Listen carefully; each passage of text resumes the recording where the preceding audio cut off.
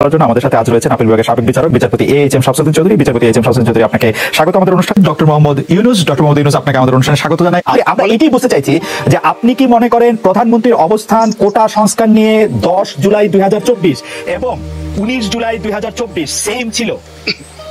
শুনেন, সরকারের অবস্থান তো সবসময় এক।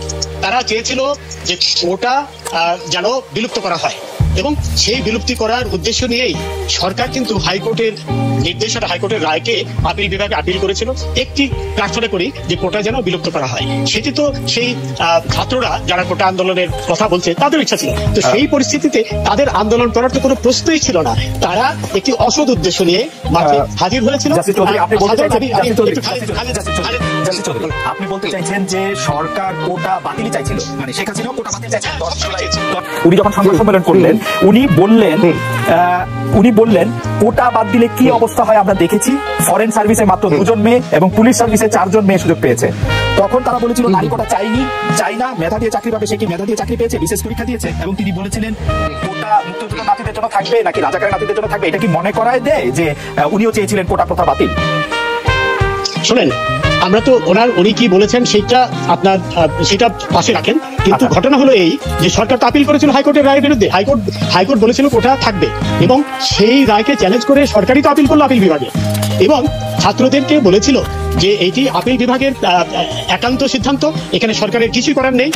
খালিদ, তুমি বলেই বলছি তোমাকে, তুমি তো খুব ভালো করেই জানো দেশ তো সংবিধান দ্বারা পরিচালিত হয়। সেই অবস্থায় যখন আপিল বিভাগে মামলাটির বিবেচনা শুধু বিচারক কিনা সর্বোচ্চ আদালতের একজন জুরিস্টও বটে, কিন্তু আপনি কি সত্যি এটি বলছেন যে সরকার এটি চেয়েছিল? আইন কর্মকর্তা গেছিল, সেখানে ডেপুটি অ্যাটর্নি জেনারেল বা অতিরিক্ত অ্যাটর্নি জেনারেল যায়নি, সেখানে আপিল করেছিল যে হাইকোর্টের রায়, অর্থাৎ কোটা বাদ করার প্রার্থনা নিয়ে আপিল করেছিল। তো এই ঘটনা পর্যন্ত এই ব্যাপারে আর দ্বিমত পোষণের কোনো অবকাশই থাকে না। সরকার চেয়েছিল এই কোটা বাদ করতে, কিন্তু এই সাধারণ ছাত্ররা তো এটা বুঝতে পারেনি। সাধারণ ছাত্রদের বোঝানো উচিত ছিল যে এটি সরকারের হাতে নয়, এটি আপিল বিভাগের হাতে। কারণ সাধারণ ছাত্ররা, অনেক জ্ঞানী গুণী লোকও কিন্তু জানে না যে সরকার আর সুপ্রিম কোর্ট সম্পূর্ণ আলাদা দুটি সত্তা। সুপ্রিম কোর্ট এবং সুপ্রিম কোর্টের বিচারপতিরাও সরকারের কর্মকর্তারা, এই জিনিসগুলো বোঝানো হয়নি। আপনি কি বলছেন প্রধানমন্ত্রী 14 জুলাই বলেছিলেন যে আদালতের নির্দেশ অনুযায়ী আমার কাজ কিছু করার নাই। পরে দেখা গেল যে অনেক কিছু করার আছে। 18 জুলাই অ্যাটর্নি বলা হলো যে স্পেশালি ছুটির দিনে এসে এগিয়ে নিতে। আমি বলি 18 জুলাই বলুন খালেদ না, যেদিন না তার আগে তো হাইকোর্টের রায়ের কপি না পাওয়া পর্যন্ত তো সেই সুযোগ ছিল। হাইকোর্টের রায় পাওয়া গেল, বিভাগের রায় তো আর খণ্ডন করেনি বা করতে পারে না। খণ্ডন করলে তো তারা আদালত অবমাননার দায়ে অভিযুক্ত হতো। যে রায় কি হয়েছে 21 জুলাই, প্রধানমন্ত্রী 17 জুলাই জালের উদ্দেশ্যে ভাষণ করে বললেন যে তোমাদের রায় পছন্দ হবে তোমাদের। না না, আশা করি পছন্দ হবে এই কথা। এখানে কথা হলো, হ্যাঁ বলেছেন যে তোমার রায় পছন্দ। প্রধানমন্ত্রী তো আর হাইকোর্ট সুপ্রিম কোর্ট পরিচালনা করে না, তাই না? কথা হলো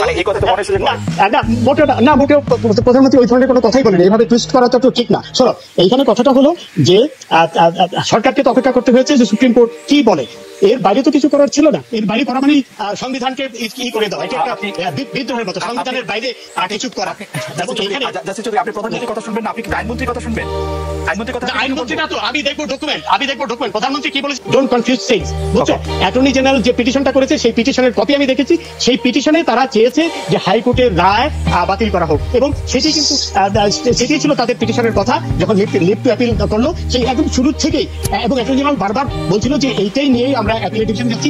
আইনমন্ত্রী বলেছে এটা নিয়ে আমি তো ডকুমেন্টের কথা বলবো। ডকুমেন্ট বলছে যে সরকার প্রথম থেকেই, এবং ইনফ্যাক্ট এই মুখের কথা আপনি গুরুত্ব দিবেন না। শেখ হাসিনার মুখের কথা আমি সেখানে যাচ্ছি না, যাওয়ার কোনো সুযোগও নেই। আমি দেখবো ডকুমেন্ট কি বলে। ডকুমেন্ট পরিষ্কার ভাষায় বলে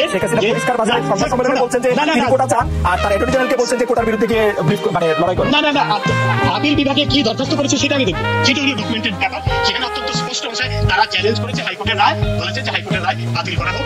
সেটাই ছিল একেবারে শুরু থেকে, সেটাই ছিল বড় কথা। আপনি যে ডকুমেন্টটা দেখেছেন, অ্যাটর্নি জেনারেল ব্রিফ রেডি করেছেন, যে আপিল রেডি করতে, সেটা কত তারিখে করা? এইটা যেদিন করলো, লিফট অ্যাপিলের দরখাস্ত করলো, আগে থেকে প্রথম তো করলো সিএমপি করলো না, তারও আগে সিএমপি যেদিন করলো সেদিন না শোনো খালেদ, আপিল কেন করলো?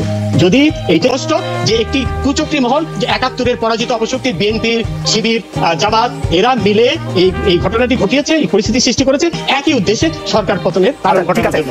যেটি তারা গত বছর অক্টোবরে আমরা আবার আপনার কাছে আসবো। আমরা গত কয়েকদিন ধরে আপনার কথা শুনতে পাচ্ছি, আমরা শুনছি আপনার সুচিন্তিত মতামত। আমি শুধু এইটি জানতে চাইবো যে জাস্টিস চৌধুরী, আপনি কি আমাকে একটু বলবেন যে ১ জুলাই থেকে নিয়মতান্ত্রিক ভাবে এই আন্দোলন তারা করছে, ঠিক কবে থেকে জামাত বিএনপি কোটা আন্দোলনকারী? নিয়মতান্ত্রিক ভাবে এই আন্দোলন কখনো নিয়মতান্ত্রিক ভাবে হয়নি।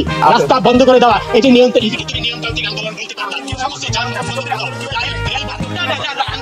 আন্দোলন তো রাস্তা বন্ধ করে আন্দোলন শুরু করে রাস্তা খোলা রাখাটাই তো অশান্তির সৃষ্টি করা, এবং সমস্ত মানুষের সমস্ত যানবাহন সমস্ত মানুষের চলাচল সব বন্ধ করেছে। এইটিকে কোনো অবস্থায় নিয়মতান্ত্রিক আন্দোলন বলা যায় না। তখন যদি এটি বলা হতো, আমি তো নিজে দেখেছি, আমি নিজে বেরোতে পারিনি, রাস্তার মানুষ বেরোতে পারিনি, চলাচল পারিনি। বাংলাদেশে কোনো কিছু আন্দোলন চলবে না, বাংলাদেশে কোনো কিছু আন্দোলন চলবে না। নিয়মতান্ত্রিক আন্দোলন আর এই অশান্তির আন্দোলন সম্পূর্ণ আলাদা জিনিস। যদি নিয়মতান্ত্রিক আন্দোলন হতো তাহলে তো এইসব হতো না। তারা যদি রাস্তা বন্ধ না করতো, তারা যদি এমনিতে রাস্তা বন্ধ করাটা কোনো অবশ্যই নিয়মতান্ত্রিক হতে পারে না।